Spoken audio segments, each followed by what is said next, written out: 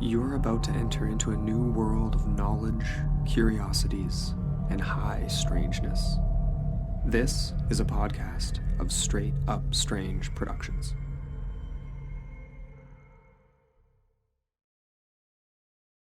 Tonight, we have some Bigfoot adjacent stories. The Minnesota Iceman from Rollingstone, Minnesota, and the de Loys ape from Fria, Venezuela.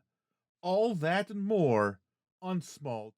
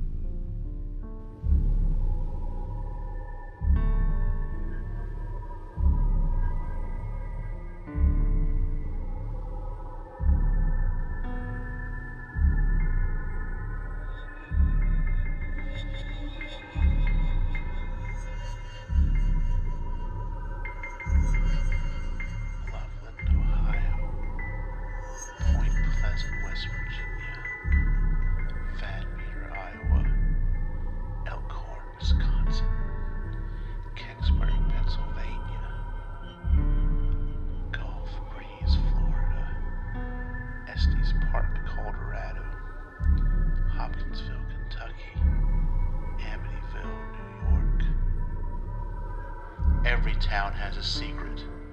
What is yours?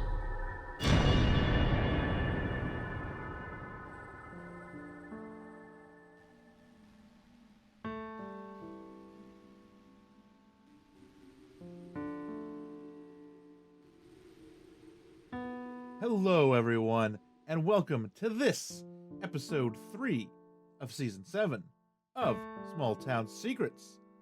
And I'm buzzing a little bit, more than I want to, actually. Like, as many of you know, I record this show late at night, and I usually take a nap beforehand so I can get up and do it and not feel super tired. And I made the mistake earlier this evening of having too strong of a cup of coffee, a little bit too late. That made for a difficult little nap, and now I'm just buzzing on all cylinders at 2:30 in the morning, but I'll deal with it. No one else needs to worry about that but me. But tonight, we are here to talk about, like I said, not Bigfoot stories. Because, quite frankly, these cryptids, if you will, aren't, well, big enough to be Bigfoot. Big feet? Whatever. They are, I would say, more in the hairy hominid variety of cryptids. Tonight, I want to discuss the famous, or maybe infamous, and that goes for both of these stories, actually. The Minnesota Iceman is on the docket for the first story, and the de Loys ape from down in Venezuela is the second story I'm going to get into on tonight's episode. Also stick around, so of course there'll be some news stories, like there always are, and in this episode's Your Small Town Secret segment, we've got some EVPs to discuss. I will be joined by Melissa and Ashley of Encounters with Darkness. They sent me an EVP to kind of help, process it and bring out the audio and stuff for it a while back, and we finally got around to doing it, and I had them on the show to talk about it. So a little interview with them to finish up tonight's episode. So that is what we're looking at. That's pretty much the intro. Before we get into it, I'm just going to shoot out the socials real quick in case you guys are looking.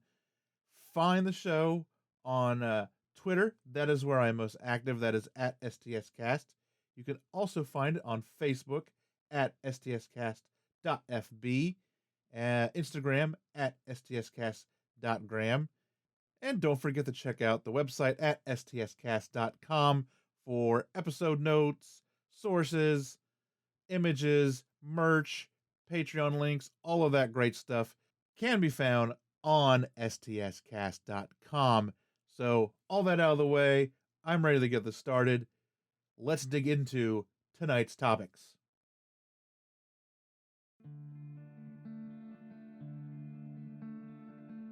Hi there, I'm Oz from the Oddball Aussie podcast. Do you enjoy hearing about ufology, the paranormal, cryptids, and anything else that's strange or unknown?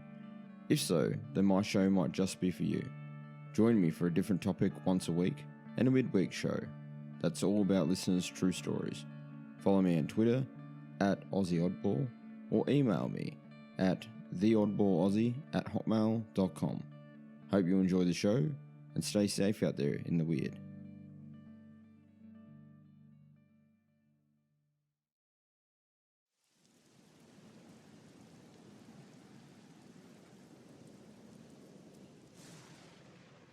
Before we get into tonight's topics, I want to take a minute and let you know that there is so much more small town secrets to enjoy. Check out the Patreon.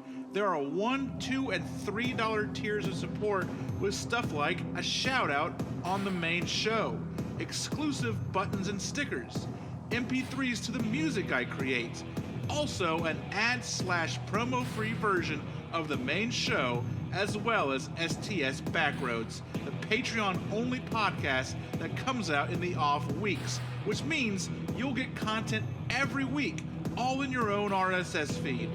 There is all of this and more. To sign up, go to patreon.com/STScast or STScast.com and click on the support tab. And now, on with tonight's episode. Rollingstone, Minnesota has a Minimart. That's it. That's all I've got. It's pretty small. But I'm not trying to rag on them because the town I live in doesn't even have a Minimart. They probably have a stoplight. We don't have a stoplight, but not a big place, I guess is what I'm trying to get across. But back in 1969, this little town became the center of attention for any Bigfoot researcher or cryptozoologist at the time in the country. It was the home of the Minnesota Iceman. This strange and twisting tale started in December of 1968 when biologist Ivan T. Sanderson and zoologist Bernard Heuvelmans were contacted by a herpetologist, someone who's into reptiles, named Terry Collin. Collin had contacted these two men because not only were they actual scientists and friends, but they were also both very interested in the paranormal, especially cryptozoology. Collin had some information to pass along to the two men, something that, if genuine, could change the whole world.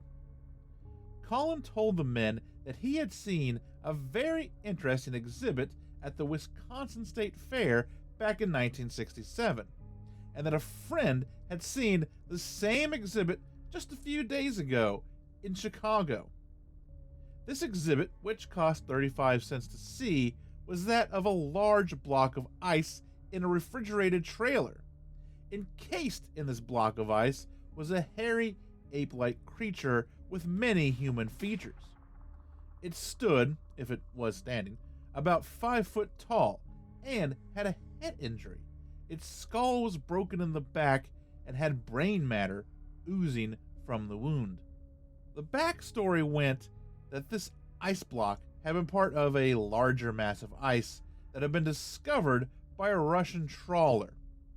It was then confiscated at a Chinese port before somehow making its way into the United States. Collin said at the time that he didn't know the name of the person who was showing this creature around the country, but he was working on it. This, of course, piqued the interest of both Sanderson and Heuvelmans, and it didn't take long for Sanderson, with the help of Collin, to track the man down. His name was Frank Hansen, and he lived in Rollingstone, Minnesota. Hansen was a retired Air Force captain who had served in both the Korean War and Vietnam. Hansen claimed that he himself did not own the Iceman, but was merely its caretaker, and the actual owner was a rich man from California who had a penchant for owning things that no one else could own. And I'm going to pause here for just a minute. I want to let everyone know my primary source for this was Bernard Heuvelmans' book entitled Neanderthal, The Strange Saga of the Minnesota Iceman. So that's where I'm getting most of this information, probably about 90% of it. And it's a very interesting book. I guess I recommend it if you really want to get into the nitty-gritty details of this, because he was like a zoologist. It's got a lot of research in it. I mean, everything is in this book. Drawings, sketches, pictures, of course, a lot of great pictures, but just there's like an appendix that is just a list of measurements that he took of the fingers and the toes and the thises and the that. There's a whole chapter on the thing's anatomy and, all of the stuff that they observed. I'm about to get into that here in a little bit about the 3 days they spent with the thing. I'm talking like he knew that the thing had an average of 17 hairs per square centimeter on its body. So I wanted to kind of just stop and let everyone know that's where all of this is coming from. So the book is written by Bernard, Dr. Heuvelman, however you want to say it, and a lot of the information I've got comes from his point of view, but that's where it's all came from. And maybe I'll get into some more aspects of the book here later, but I just wanted to let everyone know before we get too deep into it about the book. After some back and forth, Hansen agreed to allow both men to venture to Minnesota to examine his Iceman. Sanderson and Heuvelmans would catch a plane out to Minnesota and spend the next 3 days poring over the block of ice. They took photos, made sketches, and took every measurement possible. After their examination was concluded, they felt that what they were looking at was authentic. Well, all of that stuff that I just mentioned, and the slight smell of rotting flesh that was coming out of the container the ice block was kept in. So it was in like a refrigerated trailer, and then inside that trailer was, I don't know what you would want to call it, like not a coffin, but another container that it was in, and it was, inside of that. But something wasn't quite right. The ice was too clear for it to be natural. It had to have been frozen in the block artificially in order to preserve it as much as possible. It also seemed its head wound was most likely caused by a high caliber round, which meant that it had been shot. Of course, this means that there was no way it could have been frozen in ice for thousands of years, but maybe only for a decade or so.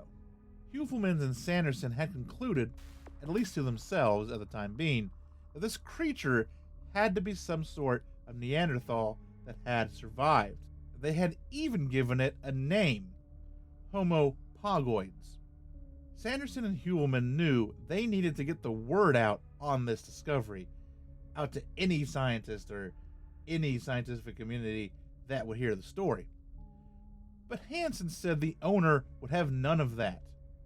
And as we go on, this story, the Hansen story, will change more than once. Little things will happen, like it went from being, it was a Russian trawler to, it was a Japanese trawler, and then it'll get completely flipped on its head later. This, however, gave Sanderson and Heuvelmans an out. So, let me get into this a little bit. They said, hey, we would, this is great, and they went back, and later, I think Sanderson called Hansen up and said, hey, we want to take, x-rays and stuff, and, let some other scientists get in on that. And that's when he started backing off, and story changes a little bit, and he's like, nope, the guy in California won't let me do it. He doesn't want that. I've already done too much. I'm already probably in hot water. So, they had kind of agreed to keep it under wraps until they could do something meaningful with this information. But now that this guy was very quickly turned around and said, no, we can't do any further study. and all of this, they were like, screw it. Now we just have to tell everybody, and maybe we can pressure him into giving us the specimen. Like, that's really what they wanted. They wanted that hairy ape for themselves. Well, for the scientific community, really. And so it very quickly became like this game of how can we pressure this guy into giving up the Minnesota Iceman to us. Since they were not allowed to do anything further, they felt they no longer had to keep their research a secret. They decided to put some pressure on Hansen. They both decided to write papers on the Iceman, as well as tell the Smithsonian and also the FBI. And the reason for the FBI was, at the time, there was an embargo on things coming in from China. And if this, whatever it was, had been imported illegally from China, well, then they might be able to put some real pressure on Hansen to give it up. And then there were some other questions about it, too, as things went on, like, how human is this thing, you know? Is it, like, can he get in trouble for having a dead human body? And then you get all sorts of weird stuff, like, now you're transporting a human body across state lines, sometimes up into Canada, and showing it off at this exhibit. That doesn't sound legal, and all sorts of this stuff. So they kind of stick the FBI on them. And they got the Smithsonian on it as well, who at first were very interested.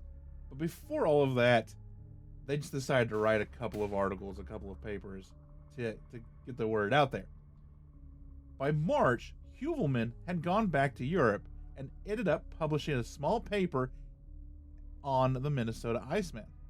And then in May, Sanderson published an article in Argosy magazine. This caused a little bit of a rift between the two friends.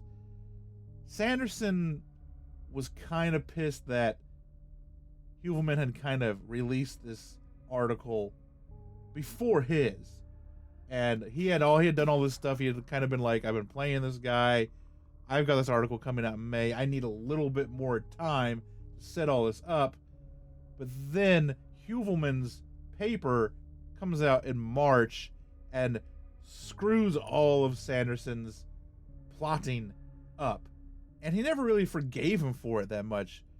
So much so that they, in the end, really quit talking to each other.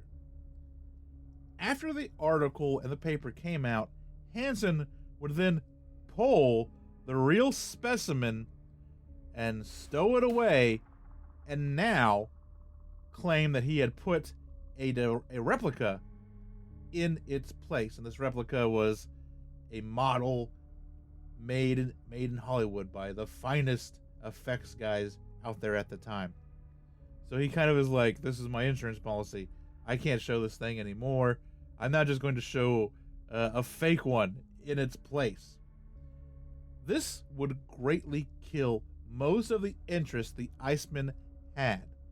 Now, anyone, including the Smithsonian, lost interest in the Iceman and simply labeled it a hoax. And then, in order to get the FBI and other law enforcement's office back, his story changed again. Hansen released his own article in Saga magazine in July of 1970. So now we've gone on a little bit over a year we're into this before he releases his article. Gone was the rich California benefactor. Gone was the trawler stories. It was now all him. He claimed he shot the creature on a hunting trip in November of 1960. He came upon 3 of the creatures in a creek. Startled, he shot one of them and ran off. A month later, he decided to go back, fearing that someone may have stumbled on the scene he left behind. He found the creature he had shot frozen in a stream. Hansen decided to carve it out and take it home. He also went on to say that he had the replica commissioned if he ever needed it for reasons. So, this story, however, never set right with Heuvelmans. He felt the ice would have been too heavy for one man to go out into the woods and then get it onto his truck and all of those logistics. And then, of course, kind of came back to the ice being just a little bit too clear, a little bit too perfect. Like, it wasn't glass, it wasn't like looking through glass, but it wasn't natural ice. It wasn't all foggy and stuff. You could tell that it had been frozen under artificial means. So now that Hansen's saying all this, it's like he's trying to get out in front of any sort of legal ramifications, or at least as many as he can. So now that he now claims that it's domestic, it didn't come from outside of the country, that takes care of the whole China smuggling type of thing, and it doesn't make him out of the woods, doesn't get him out of the woods, but it clears up a couple of those issues. But like I said, Bernard Heuvelmans, that never set right with him. And actually, I'm going to really get into that story, the hunting story, and why Heuvelmans really, on all the points that he made about, this doesn't make sense, this can't be real. I'm going to save all that for the Backroads episode for next week, and we'll get into all of that. We'll get into his story and all the nitty-gritty details of that, and why Heuvelmans, and all the reasons why Heuvelmans was like, I don't like that. I don't like that at all.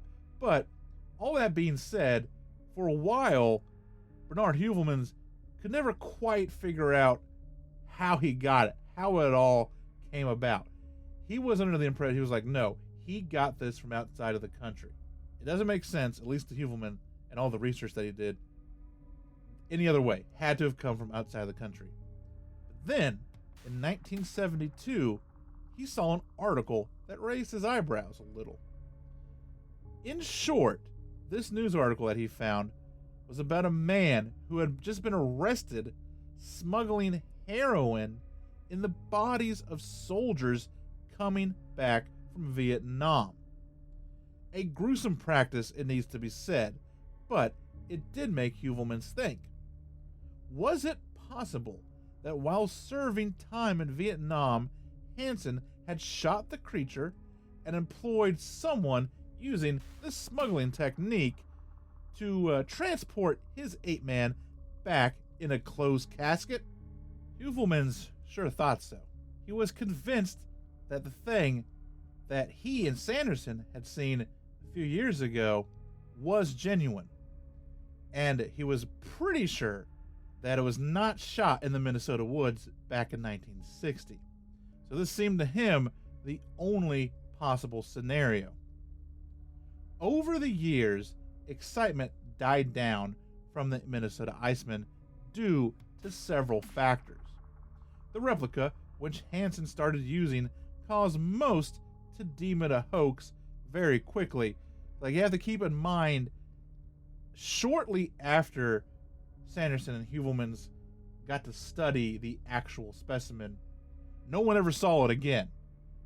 They all saw this replica, this rubber kind of mannequin that was made, and they knew it too, when they saw pictures of this replica, because at first they thought, okay, he's just saying this is fake, but he's still displaying the actual creature.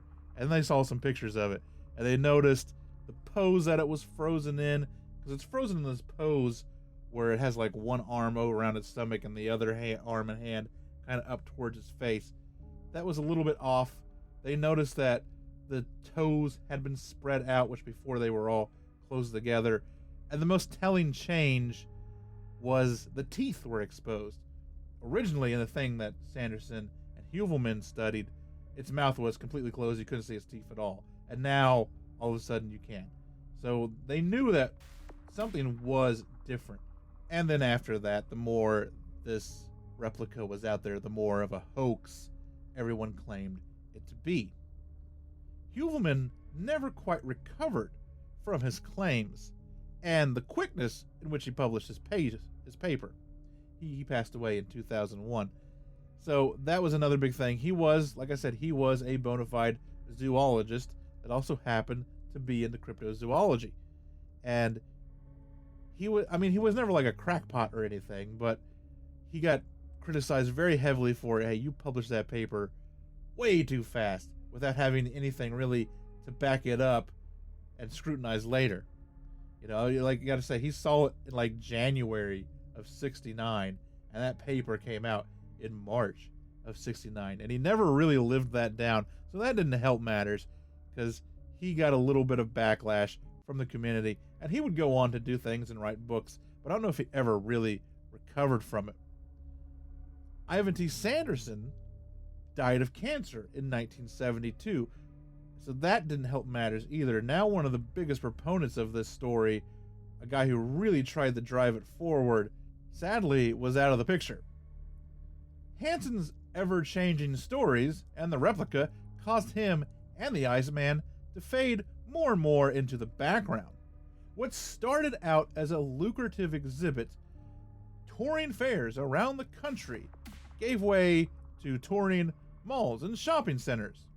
And then that gave way to just a few local spots, like a local car dealership. And then, I don't know, I guess, he just kind of packed it away, and over the years it just kind of went away. He never got arrested. He never got in trouble for anything. It just kind of all quieted down, By the mid-70s, the Minnesota Iceman was forgotten by many until 2012, when famed cryptozoologist and curator of the International Cryptozoology Museum, Lauren Coleman, entered negotiations to buy the replica for his museum. But for some reason, that fell through, and it ended up on eBay in 2013, and it was sold to the Museum of the Weird in Austin, Texas, for $19,000, where it can be seen today. And that is the story of the famous Minnesota Iceman. Here's what I think Here's what I think happened. I feel that whatever Sanderson and Heuvelmans studied those 3 days in 1969 was biological. I don't know if it was the missing link. I don't know if it was a tiny Bigfoot, whatever you want to go with, but it had a smell. There's so many details that they kept track of. And keep in mind, both of these guys were respected scientists at the time. So I don't think that they would be they wouldn't be fooled by a fake rubber ape man. I wouldn't think. Unless they were just so excited about it that it clouded their judgment. But no, I don't think that. But it's, it might have been some sort of biological hoax. Like, it might have been parts of a creature that were very well put together. It might have been maybe, I know that we've discovered a couple of ape species since then, so maybe it was one of those and they just didn't know it at the time, and here it was. So yeah, I think whatever they saw at the beginning there was a genuine biological specimen of something. And then after that, no one ever saw it again. I would be willing to bet that maybe Hansen went to a ledge and Hansen probably disposed of that body because he probably feared, he had the FBI calling him. He had other local law enforcement kind of poking around, making sure that he wasn't hauling around a dead human or something like that, because even with his other story about shooting it out in the woods himself, if this thing turned out to be real and was like so much percentage human, he could still get popped for like murder or manslaughter or something. And so I think he swapped that out for that fake one and did something with whatever was actually in that frozen casket. But that's just my 2 cents on the Minnesota Iceman. I've linked the book in the show notes where you can grab it. It's a pretty good read. Like I said, a lot of information in there. It can be a little dry at times because it was written by a scientist. They have a tendency to write a little dry. But, he mixes in his own personal stories and anecdotes with it. So it's got a lot in it. A lot of drawings, a lot of pictures, a lot of information to pour over. If you are into cryptids, Bernard Heuvelmans' Neanderthal book is a book to pick up. But I've got one more cryptid ish to talk about. So So let's get into de Loys' ape down in La Fria, Venezuela. And if I didn't have any information for Rollingstone, Minnesota, because it was such a small place, I really don't have any information for La Fria down in Venezuela. You can tell by looking at a map that I would bet it has more people in it, because it has like a lot of stores and stuff, but there's just not a lot of information out there on the web about it. I couldn't even find population for it. But what I do know is that it is a tiny town in Venezuela that lies among the Rio La Grita River. And it was here in 1917-ish that François de Loys went in search of oil, but he came back with something else. De Loys was a Swiss geologist who, among others, had ventured down to the area around La Fria in search of oil. This venture was known as the Colon Development Expedition. The team went searching for oil in the Sierra de Pergy, I think, I'm taking a stab at that, mountains in 1917, and returned in 1920. Well, 4 of the 20 men that went out returned in 1920. The ill-fated exhibition didn't find any oil, but de Loys had a story to share. He claimed that one day they were camped out on the shores of the Tara River when he saw 2 creatures. At first, he thought they were bears, but as they got closer to the group, they resembled large monkeys with red hair. Only these monkeys walked completely upright and didn't have any tails.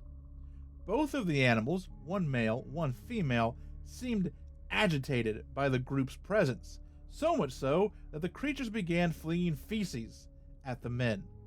The men fired on the animals, killing the female, while the male fled off into the forest. Examining the dead creature, they found that it closely resembled a spider monkey, but it was much larger. It was just over 5 feet tall, about the same size as the Minnesota Iceman. About 2 feet taller than your average spider monkey. It did indeed have no tail, and de Loys also counted only 32 teeth. Most modern monkeys have 36. The men took a series of pictures and skinned the animal. De Loys attempted to keep the skull, but said the bones quickly became brittle and were later destroyed. So I don't know how long, like I said, they were out there for a while. And so, like, if they had seen these creatures in like 1917, that means they were trying to carry around these bones and this pelt and all of this stuff for a couple of years before they got back. So who knows how well it fared just kind of out in the elements with them over who knows how long.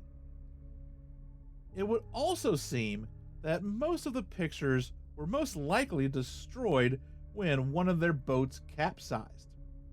And when the remaining members of the exhibition made it back to La Fria, the only thing that was left was a single picture, which showed the dead female animal propped up with a stick under its chin atop a crate. They made it look like it was sitting on this crate. After returning home from Venezuela, de Loys put the photo away and pretty much forgot about it. It wouldn't be until years later when de Loys' friend, a fellow Swiss anthropologist, George Alexis Montandon, found the picture.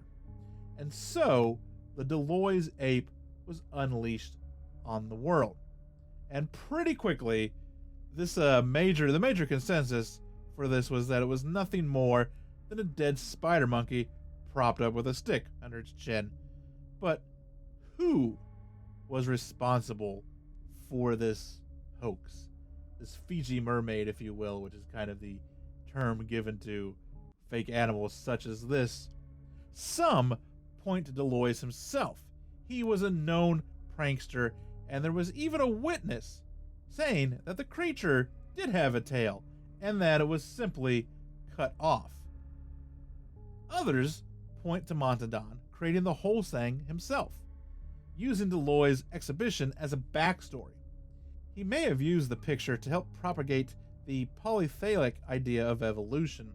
This is an outdated and kinda racist idea that humans evolved from whatever local species of primate was in the area that they came from.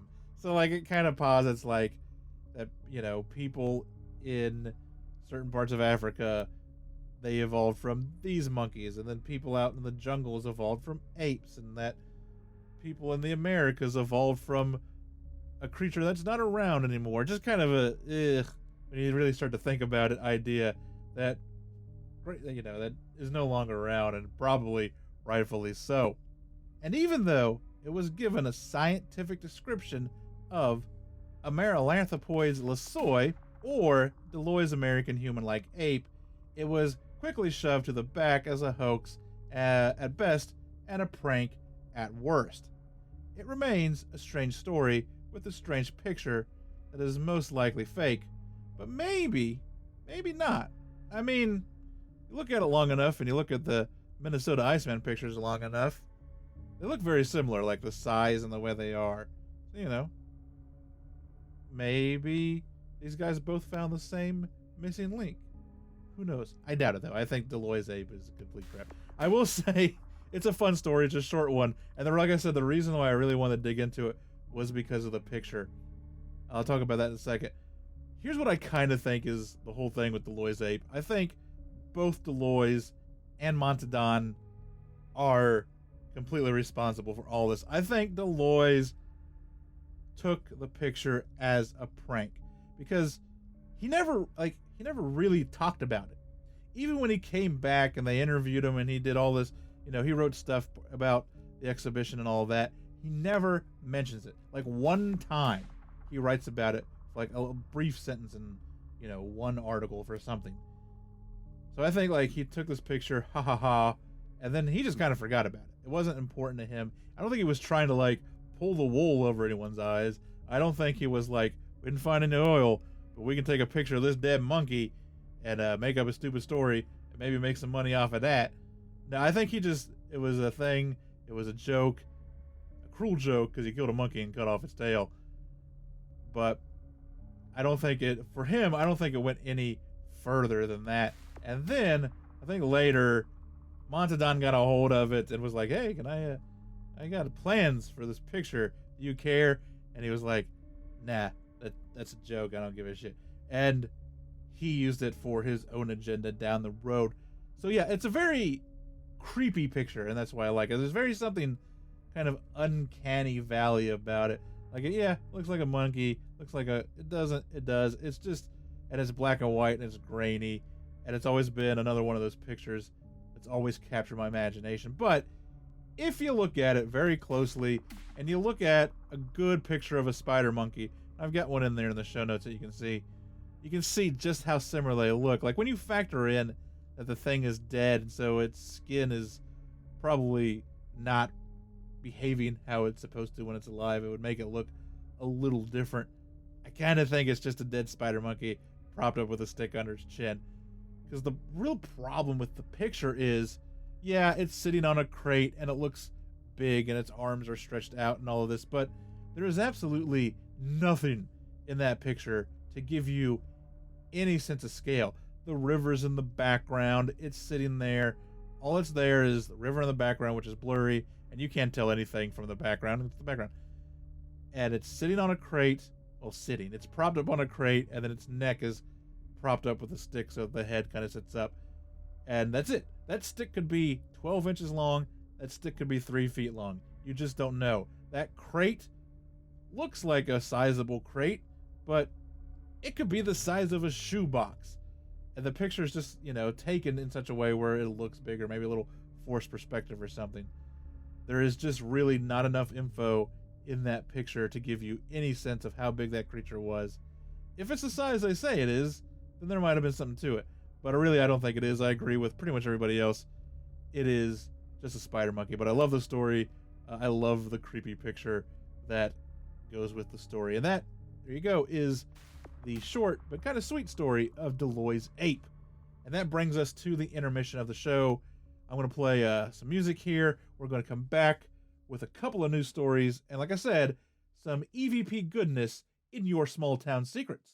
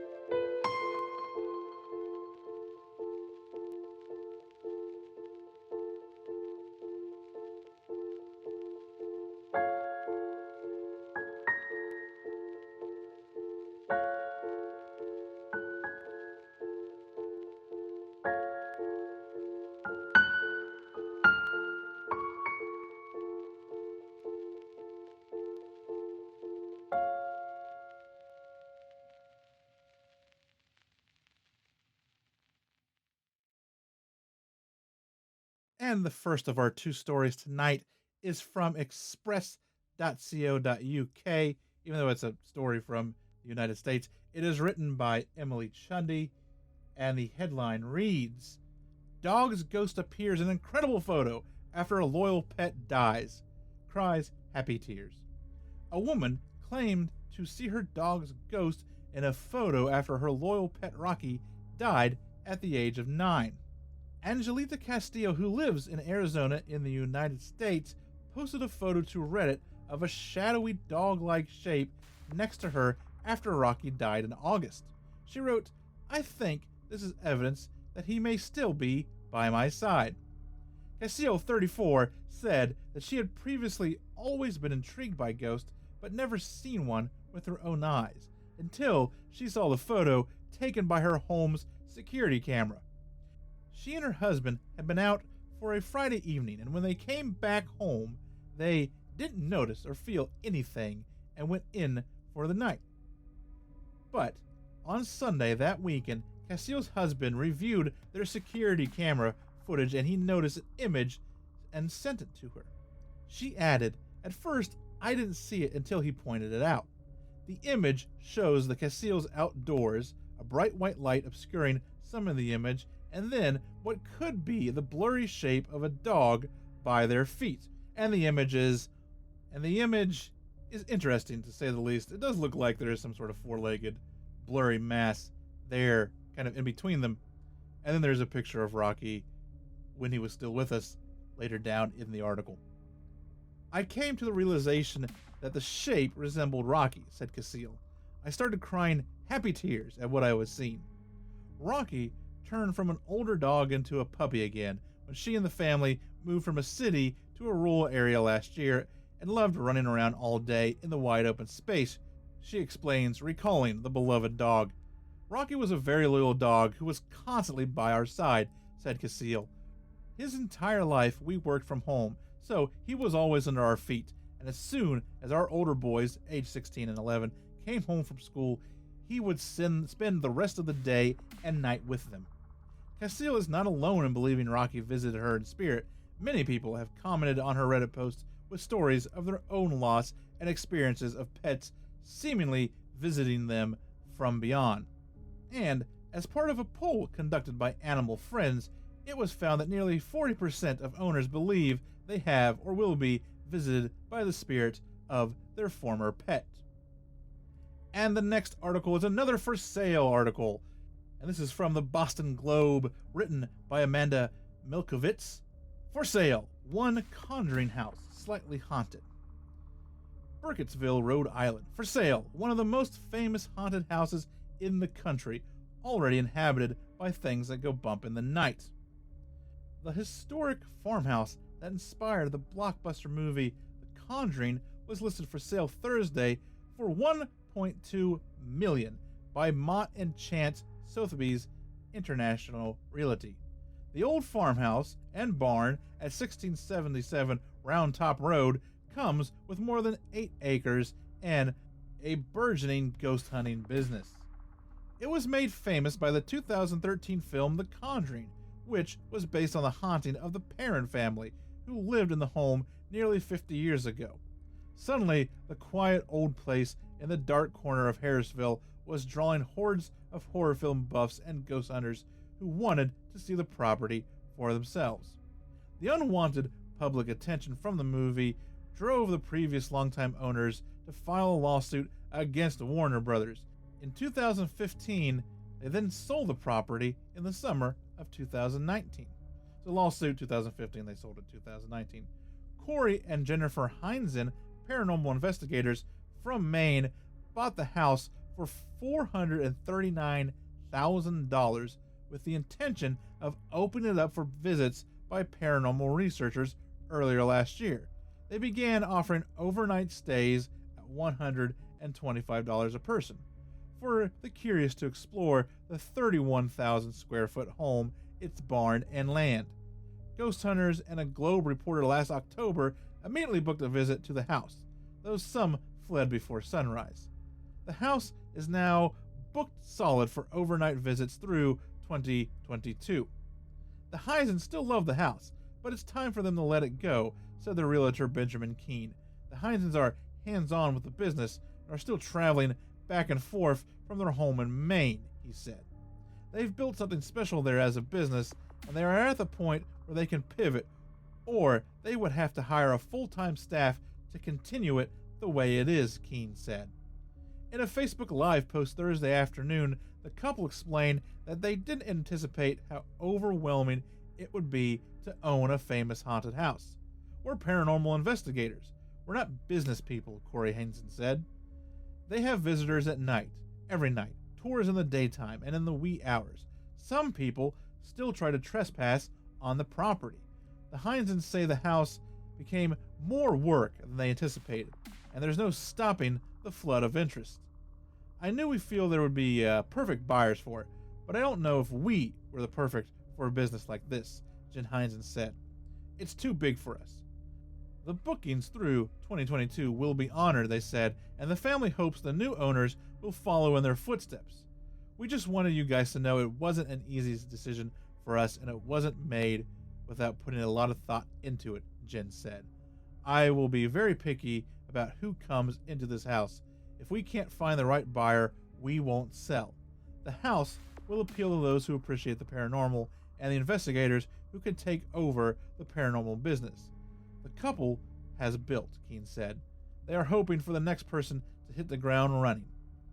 We're all hoping it's someone who's dedicated and open-minded as they are. Someone who's going to respect the bones of that house and keep it open to what's going on, Keene said, because it's very important that people can go there and do their own investigations and their own research. And I found that story earlier today, but I wanted to use it to piggyback something else. I don't have a news story on this. I just saw the listing, but Farrar School, previous episode, Farrar School is also now listed for sale for the cool price of $400,000, I believe, or $399,000. So if you are looking for a haunted property, not only do you have the Conjuring House on the market right now, but also Farrar School. So I wanted to float that out there for, anyone who might be in the market for some of that. And there you go. That has been this episode's local headlines.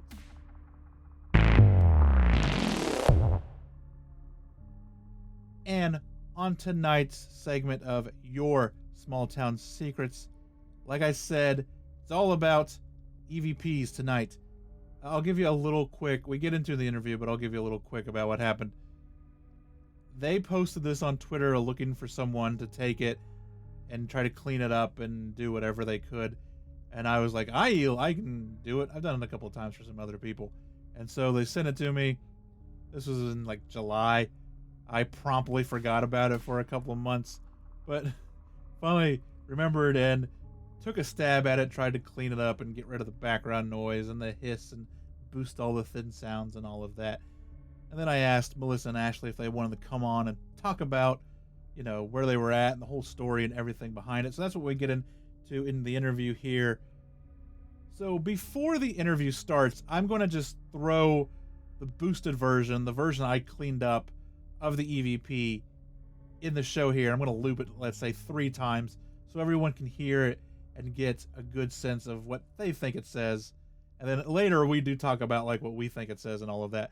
So here is the interview with Encounters with the Darkness, Melissa and Ashley, and their EVP and the story behind it.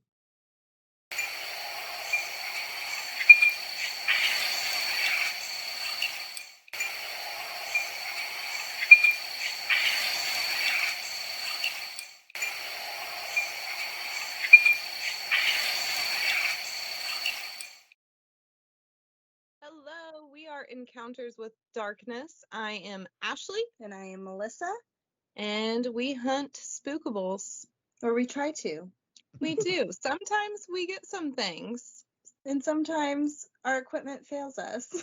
And sometimes we have to ask for help. Which is why we're here. It happens. It happens. We just when we were messing around with Randonautica, the app, just like driving around saying our intentions for ghosts, and we ended up at this one abandoned house that Ashley loves so much, and we were getting such good material from the Necrophonic, which is an app that we use, and we're kind of skeptical about it, but it was so good, and we were getting so much, and we were so excited, and then we turned the camera around and we realized it was never recording. None of it. I know. We tried to get the ghost to just like, okay, take 2, everybody. But yeah, what else are you doing? Do it again. Yeah. And then as soon as we did that, it was like complete, nothing at all. It was like, great. You're just going to have to believe us on this one, guys. Right. I've never had great luck with Randonautica because whenever I try to use it, it always just try to route me. The word I want to say, route me to like someone's backyard or something. It's like, no, I'm not doing that. off of that, we ended up, there's this really weird turn because we were just following the directions. We don't know where it's taking us, obviously. It's nighttime. We're just driving around. And it was like take an immediate left. So we figure we're still on the road. And we realized we're turning into this really long driveway. And there was nowhere to turn around because we were surrounded by cows. And I was like, oh no, like we're going to have to commit to this. We have to drive all the way up here to turn around. And the people came outside and met us outside their house. And we're just like, what are you doing? And we're like, sorry, we got lost. There you go. We should have been like, so is your house haunted? It's weird that houses, people's addresses show up on this app. And that's one thing we were trying to get across is like, people can just show up at your house on this app. It's just weird. It is weird. I've had interesting things like there's a mode on it where you can just, you don't set an intention. You can just tell it to give you a 100% random place. I don't know if you've ever done that. Like instead of, you can just say, just give me something. I don't care. I'm not going to tell you anything. I'm not going to input anything. Just give me a 100 random point. And you can set like the distance, the circle. Yeah. And I did that one time just to see what it would do. And it put it right in the middle of what used to be my grandparents' driveway. Like down the street. And the funny thing about it is like it was halfway down the driveway, very long driveway. But when you get halfway through this driveway, there's like, I don't know what the word is, like a culvert or a tunnel that runs under the driveway. It was right there. And then like the one time we tried to do it, our intention of course was haunted. And like it literally dropped the pin like on someone's front door. Like I'm like, I'm not doing that. Like so I haven't messed with it too much since then, but it's still on my phone somewhere. I'm gonna start knocking on doors. Like, what is the worst thing that happens? Like last house on the left. Like what's right? What's really gonna go wrong here? So where were we at? So you sent me, or I think you put someone put something in on Twitter about an EVP. Can anyone help with anything, right? Yes. Yeah, and that was me. I was like, I might be able, because I've done it for a couple of people before. I have no idea what I'm doing. I have somewhat idea of what I'm doing, but I can twist enough knobs where I can finally kind of work something out. Right. And that was back on July 9th. You sent that to me. And I promptly forgot about it for like 2 months. And now here we are. So give us the background there on where does EVP come from? What were you guys doing? Okay, so whose land were you trespassing on at the time when you got it? right. All that. We don't do that. No. Oh, allegedly. So there is this place in Seymour, Indiana, and it is dubbed the Coffins. What it is, what the story behind it is way, way back in the day, 1800s, when they would have asylums, which we all know in that time period what asylums really were. Mm-hmm. So when these people would pass away, they didn't have any family to collect them. So they would just take them to this field and bury them in a small wooden coffin in a very, very shallow grave. However, at the time, they did not realize that it was a flooding area.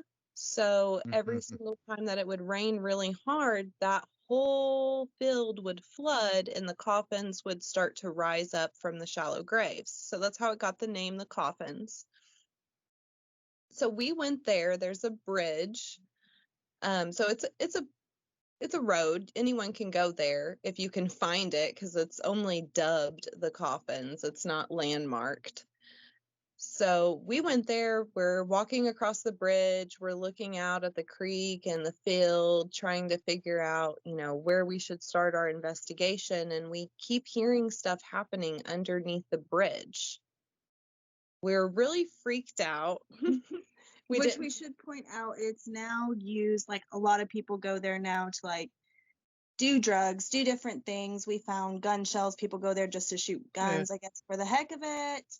And people have died on this recently within the last 20 years due to the 90-degree curve that the road's on. So there's a lot that goes on there even now to this day. There is. It's a gravel road. So A lot of people Hmm. don't really know how to handle their car on gravel when you're trying to speed away. So there has been some car crash deaths there as well.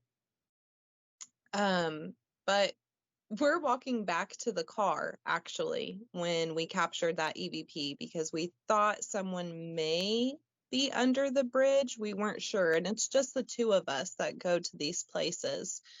So safety first. Mhm. We're heading back to the car, and that's when we capture that EVP. The weird thing about it is a lot of people will point out, well, maybe it was someone from under the bridge.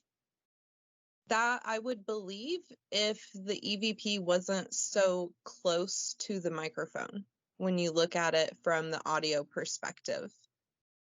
It's closer to, like, the microphone's picking it up closer than it was picking up our talking. Yeah. How far away do you think you were from the bridge? We were just stepped off of the bridge. Mm-hmm. But I don't know. I find that hard to be like, I feel like you would have heard it. Like, you know, for Yeah, it to be, yeah. we never heard anything. It wasn't until we were reviewing the footage that we captured it, just going frame by frame, looking for stuff. We were actually trying to see if we could spot someone walking around the bridge area where it kind of comes up the hill and onto the road. That's where we were hearing a lot of movement, but afterwards, not during this time. So we're trying to look to see if we could spot anyone maybe hiding, but there was no one that was there that we could see. Mm-mm. And that was the only EVP that we captured while we were there. Yeah, I agree. Like, it's hard to be like, that's it, right? Like, you only capture, like, you would think if someone was under the bridge, you would have more, you would have, you know, you would have people walking, you would have, you know, like, Yeah. yeah, like, it's like I had the opposite. Me and a friend were doing an Estes method session, not so much an EVP thing, underneath a bridge. And we basically had to stop because like people were walking over the bridge and saying a bunch of crap. And you can hear everything on that. Like, you know what I mean? So I feel like you would have known if there had been someone under that bridge. Like, For you know. sure. Especially, we would have heard the echo off of the bridge Mhm. if people were talking under there or anything, and we never heard any voices. We just heard movement. We Yeah. never heard voices. It was definitely it was a creepy place. We would definitely like to go back. When we went, it was on July 3rd and people were shooting off fireworks in the distance, so that's when we kind of called the investigation and left. Yeah, now's the time to go. Yeah. Right. Now's the time to go back. Yeah. It's an interesting place. It Just is. a lot of gun shells. Yeah, there is a lot of gun shells there. But that's like every one of those places. Like, I've been Right? to, yeah, like on my YouTube channel. So I went, I don't know, when it was back in July, the end of July, or maybe it might have been during 4th of July. I can't remember. I went hiking in Tennessee, and I don't remember what it was, but it was sometime in July. And I was like, oh, I'm going to go. There's a couple places I wanted to stop. I ended up going to the International Paranormal Museum in Somerset, Kentucky. Nice. And I was in there for a little bit and walking around and da-da-da. And someone on a Facebook group that I belong to, like I had tweeted something or put something out about how I was there. And they're like, oh, you should go check out, I can't remember the name of the cemetery, you know, like, you know, it's got an old burnt, like some legend of, Right. you know, and I went there. I'm like, oh, I'm like 3 miles away from it as the crow flies. And then I ended up there, and it's always that same thing. It's beer cans. It's, yeah, there's probably a shotgun shell or two, you know. There's always, if it's a place, I've noticed the correlation, the Venn diagram between like haunted location and like where teens like to hang out and drink is a very, very small circle. I feel like conversations go like, hey, you guys want to shoot guns? Yeah, I know a haunted place. Yeah. Yeah, just in case, yes. Yeah. We can shoot at some ghosts. It'll be fine. Oh man. Yeah, it was a wild experience. That's been one of probably our second biggest evidence we found, as far as just finding a random place and going, like we went to Step Cemetery that's in Monroe State Park or something. I think it's Monroe.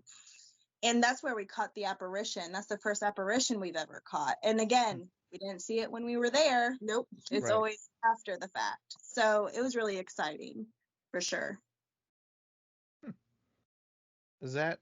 Well, you might have to send me. Do you have that like on anything? Is that on a It YouTube is, video or anything? it's on YouTube. I can send you the link Yeah. of it. Because it's one of the weird things. We've had a lot of people try to debunk it. Like we'll challenge people because we're okay. If it's debunked, then Right. that Yeah. means cool. Okay, we didn't catch anything. We've learned something. Move on.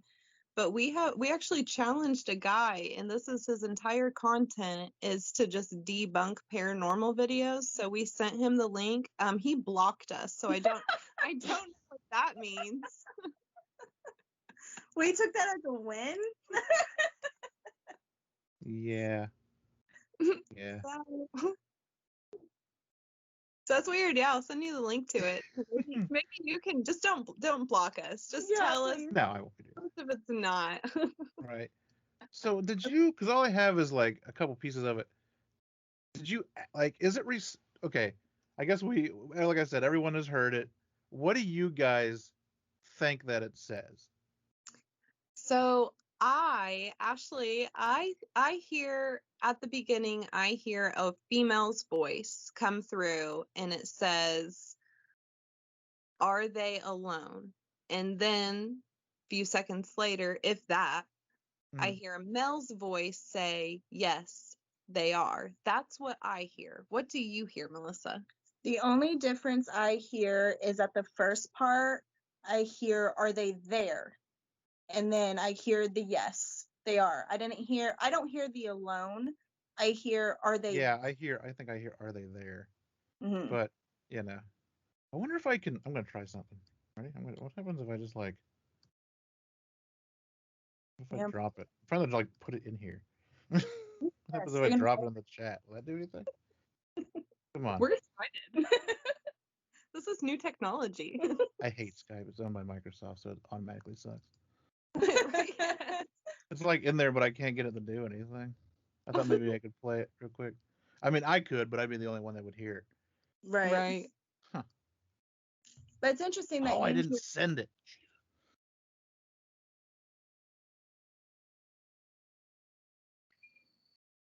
Oh, no. Did everyone hear that? Did that work? I heard something, but you couldn't make out what it was. Yeah. I don't know. We tried. Good effort. But yeah, I don't know. It's weird that we all hear different things, but there's obviously something there. Yeah. And it's close to the mic. That's what's blowing my mind. Like that's where I'm stuck at. My husband ran it through his software. It's kind of like Audacity, but I think he paid for this version and not a free one. So I don't know nothing about that, but it's so close to the mic. And this was recorded off of a phone.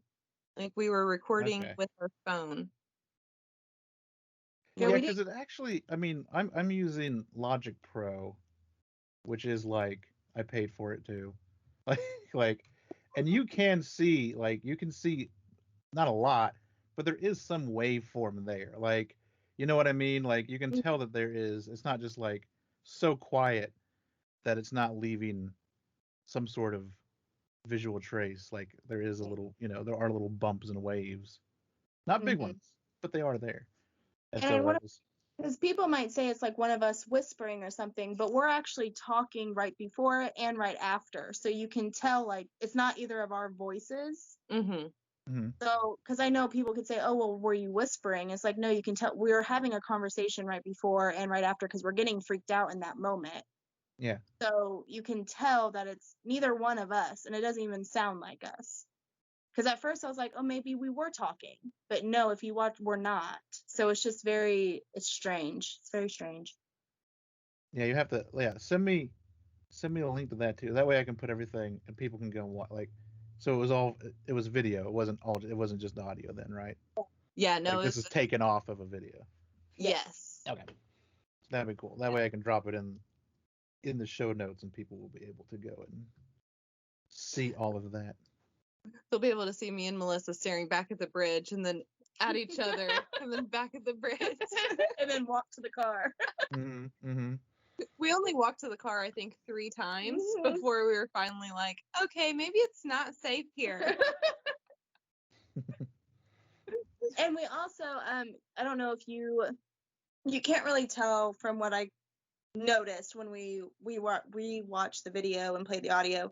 We also kept hearing like a vehicle coming like towards us, like on gravel. How a car sounds on gravel. We are on a gravel road, and we have the video where you can see there's no vehicles except for the Jeep that we drove parked. But we even heard that a few times, and we mention it in the video, but you can't, I don't know if that's caught on audio. We couldn't really catch that. But that was also strange there. Because we're like, oh, there's a car coming. But there was no vehicle in sight. So That that never shows up, yeah. Yeah. So just a ghost car. yeah, they're just, but I mean, it's weird because people have wrecked there. So it kind of correlated with the history, but who knows? That's what we're out there looking for.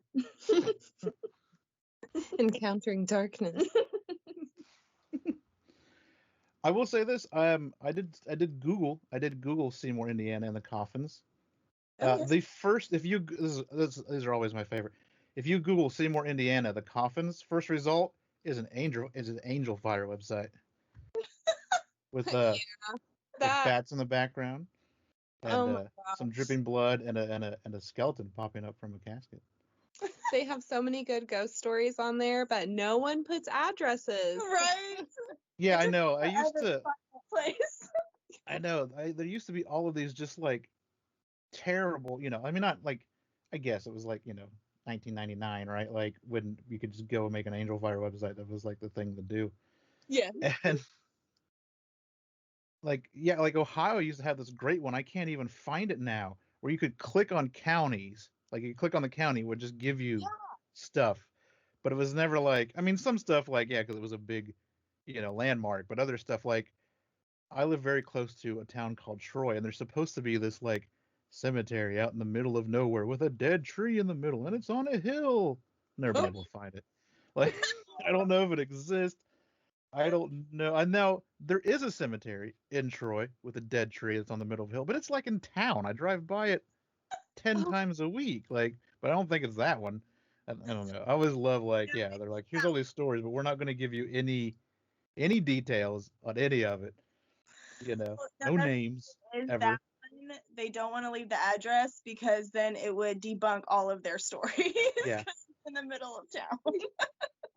But they're like, there is a cemetery. That's what it is. I have a theory that all the angel fire websites were just what creepypasta turned into. Like, that's why we have creepypasta today. It's because of all those silly websites. With their little ghost stories. Yeah, that tracks. And then, right. And it's probably eating its own tail because I'm sure there are creepypasta. I'm sorry. If I sound weird, everyone, hold on. You're fine. Okay. My headphone cord was like wrapped around my chair. No. So if I'm going in and coming out, it's because I'm trying to untangle it. So I just gave up and unplugged it and just grabbed it. Because I also have a cat scratching at the door that acts like he wants in, but when you open the door, it doesn't come in. Right. So Yes. I've got stuff going on. What was I gonna say? Oh yeah, I'm sure there are like great creepypastas about these terrible old archaic websites as well, somewhere. But hopefully they put great. addresses. So you said, yeah, going back. Have you guys any plans to go anywhere else before it gets too cold to go anywhere, outside? We have been having, obviously, with COVID happening and everything, places we were wanting to get into, we couldn't. However, we have a big location hoping for next month. It's a well-known location. Should I say? Yeah. We're going to stay the night at Waverly Hills in Kentucky. Okay. We're really excited. We have been wanting to go there. It was closed for a long time. They just opened back up to like public and private paranormal investigations. So that's our big one that we have planned. And then we're hoping to also go back to Randolph Asylum at some point. I don't even know how to explain that place. Yeah. That was just a very strange experience. All in all. So I recommend that place to anybody. Definitely go check out that place. You'll have an experience. Where actually is that? Is that? It's Winchester, Indiana. Yes. Gotcha. So it's a little up north. It's an old asylum. They also have the Randolph Mansion as well. We've not been there, but we have been to the asylum. We have had the entire night there was never a dull moment. No. At all. There was, and it even, we couldn't explain it. We went down in the basement, which we thought was for an hour. We came back up, and it was like we had how much footage missing? It was 2 hours. 2 hours of footage not accounted for, if that makes sense. To where, I don't know, it was like a time warp in that place. It was very strange. That's the best way that we can describe it, because we were down there for 3 hours, but Okay. we only thought we were down there for 1 hour. And between 3 different cameras, we only had 1 hour of footage. If you're following. Yeah. Yeah. We went back up. Yeah, I mean, that's really interesting because like when people talk about missing time, basically, right? Like it's never in a haunted location, like, is it possible that you were both abducted by aliens while on a paranormal investigation? Why didn't they give us our memories? Right. We would have kept us. I don't know. But we're Would secret. you? Of course. Just us, you, the internet, that's all that has. We wouldn't tell people in town unless they watched our video. But it was very strange. So I definitely recommend that place to you guys as well. Like that's about, sure. According to the Google Maps, that is an hour and 10 minutes. No, I'm sorry. An hour and 7 minutes if I go the fastest way from where I'm at. Yeah. It's not that far away. It was about 2 hours for us. So yeah. And it's a pretty drive. It's a really creepy drive too. It was foggy and there's a bunch of windmills on the way. So it's a spooky drive there too. And then you get there and it's a wild place for sure. It is, and it's a huge building. Probably one of the most affordable paranormal places that we've went to. Mm-hmm. For sure. Yeah, see, I'm too cheap to go. Like, I've never gone anywhere where I've paid any money to go there yet.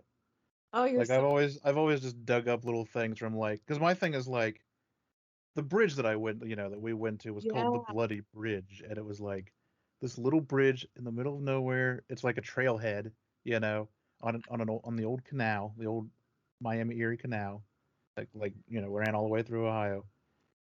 And it's just, of course, a lover's triangle, right? And 2 of them were thrown off the bridge and drowned.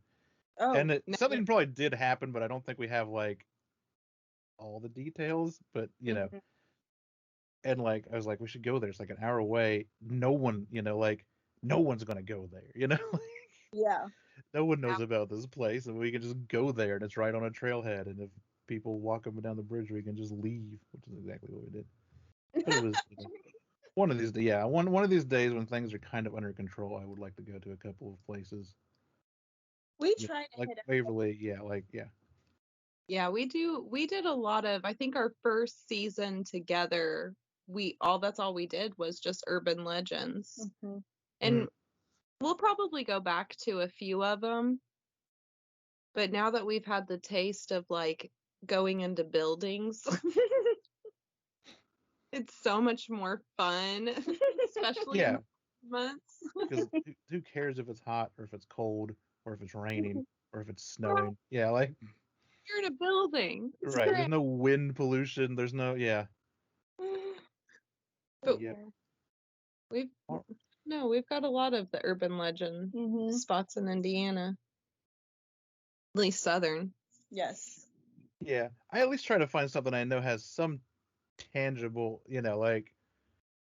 something actually did happen here. We just may not have like the names quite right. Right. You know, like I'm not gonna go to like a Crybaby Bridge because there's one in every other town. Yes. That's Yeah, what we no. think. There's always a woman in white as well. Mhm. Always a woman in Yep. white.